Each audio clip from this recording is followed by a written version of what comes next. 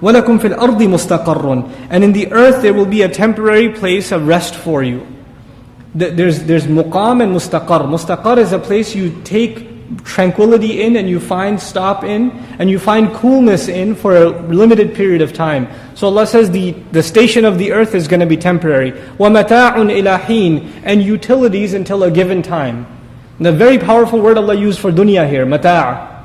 Mata'. Mata' in Arabic means a tool, like a shovel, or like a brush, or a scrape, or a sponge in a kitchen. Things you use.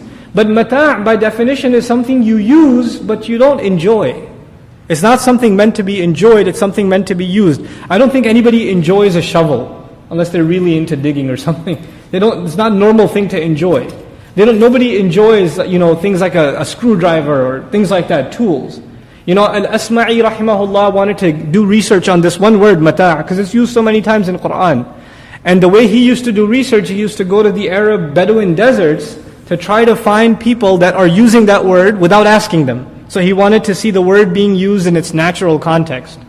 So he travels village to village and he can't find anybody using the word mata', but he doesn't want to ask.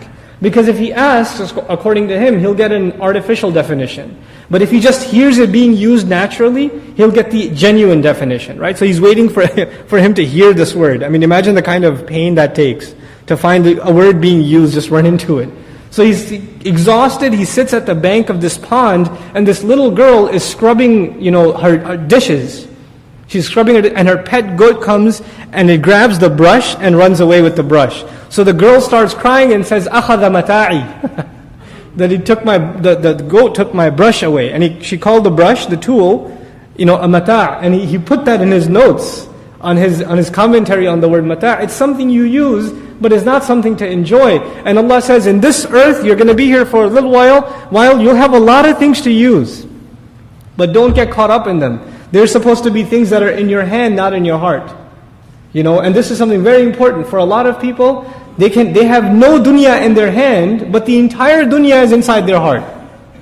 So even if they have no materials, they're still materialistic.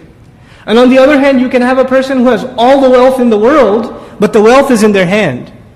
And it hasn't entered into their heart. If they have it one day and they don't have it the next day, their heart doesn't change. They understand it belonged to Allah like I myself belong to Allah. So Allah says about this dunya, when He sends us here, He says, وَلَكُمْ فِي الْأَرْضِ مُسْتَقَرٌ وَمَتَاعٌ إِلَى حِينٍ. Until a given time, there will be things for you to utilize.